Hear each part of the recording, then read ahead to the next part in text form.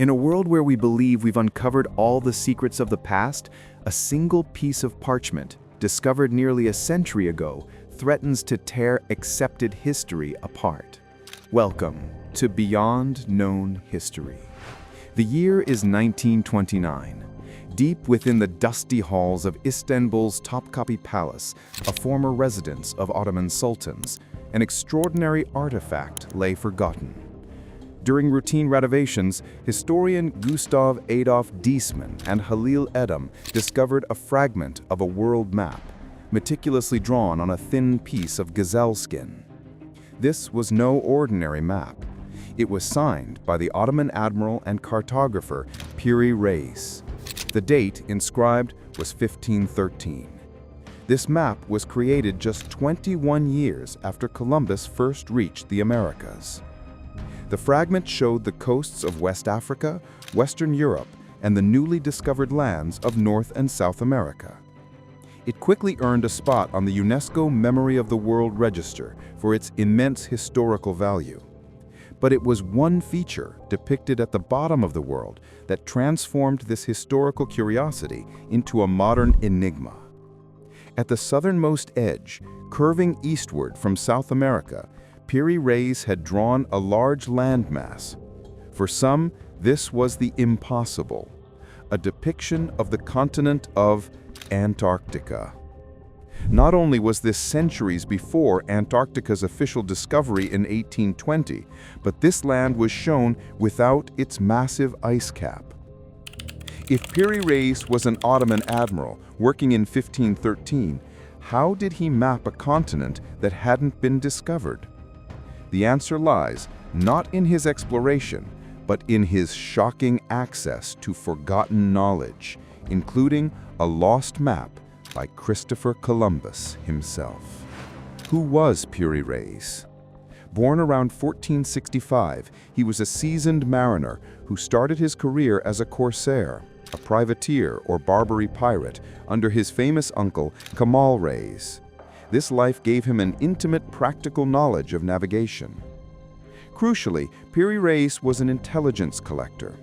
The map he created was a strategic instrument for the Ottoman Empire, then in fierce competition with Spain and Portugal for control of new trade routes.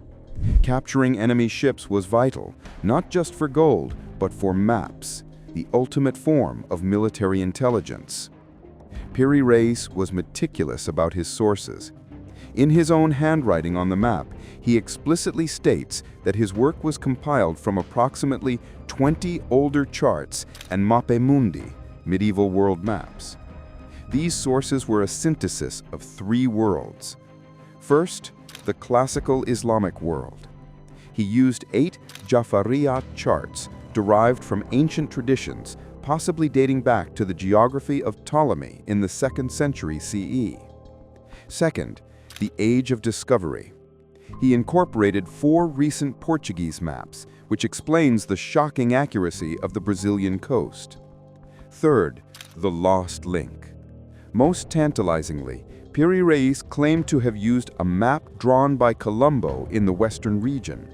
Since all of Columbus's original maps are lost, the Piri Reis fragment stands as the only surviving visual representation of Columbus's understanding of the New World. This fusion of ancient, stolen, and contemporary knowledge established Piri Reis as a master cartographer. But for many, the known sources aren't enough to explain the most controversial section, the shoreline of what they claim is an ice-free Antarctica. For centuries, the map was merely a historical document. Its modern status as a lost knowledge artifact began in the 1950s, thanks to retired sea captain Arlington Mallory and later history professor Charles Hapgood.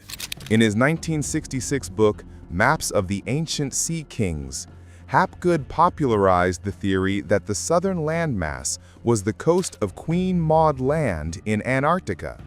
Since Piri Reis could not have mapped this land 300 years before its official discovery, Hapgood concluded that Piri Reis copied maps created by a lost, highly advanced global seafaring civilization.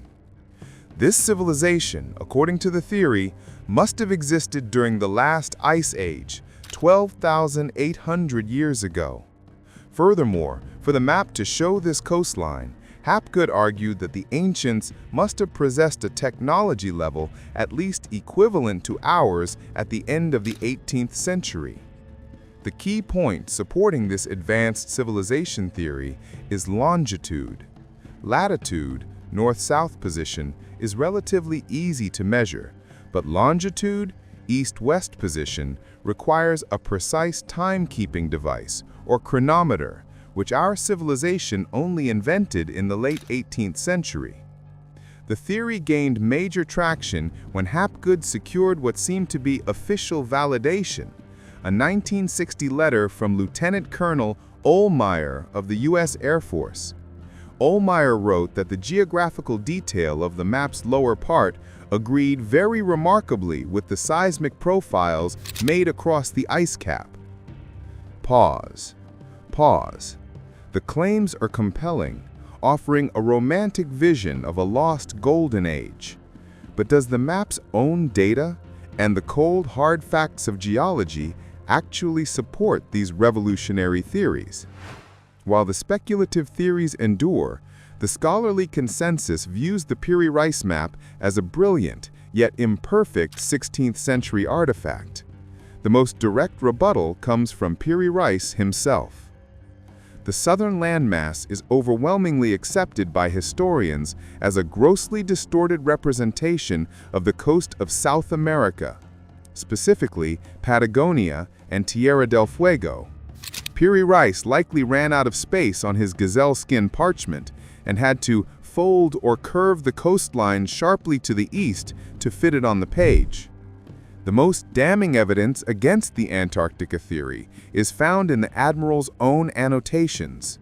Piri Reis's notes describing this southern land detail a climate that is very hot and mention the presence of large snakes and two-horned deer-like animals.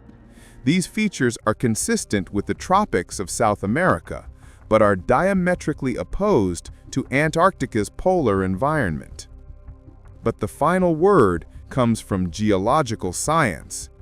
The claim that Antarctica was ice-free during the proposed Ice Age mapping period is geologically impossible. Scientific analysis confirms that Antarctica has been covered by a significant, permanent ice sheet for at least the last 15 million years. The most recent analyses of the Piri Reis Map, conducted using cutting-edge forensic and digital technology, have cracked many of its lingering secrets. Digital analysis has confirmed the brilliance of Piri Reis's compilation methods. The impressive accuracy found along Brazil's coast, which sometimes matched within 80 kilometers over thousands of miles, confirms that Piri Reis had access to exceptionally good, likely stolen Portuguese navigation tables and charts. Furthermore, forensic testing on the parchment itself suggests that the controversial southern coastline may be a later addition, drawn decades after Piri Reis's original 1513 draft. In the end, the Piri Reis Map is not an out-of-place artifact from a time lost to history. It is a monument of its own time. It is a unique document showing the synthesis of Greek, Islamic, and European knowledge, all woven together by a strategic Ottoman mind. Its true marvel is not the alleged mystery of an ice-free Antarctica, but its status as an irreplaceable link to the dawn of the Age of Discovery. It is the only known surviving chart containing information from a lost map by Christopher Columbus. Pause. The frozen continent fantasy is gone, but what remains is the remarkable story of a global knowledge network. Do you think the historical analysis is sufficient, or are there still lingering secrets? Let us know in the comments below. Don't forget to like and subscribe to Beyond Known History for more tales from the past.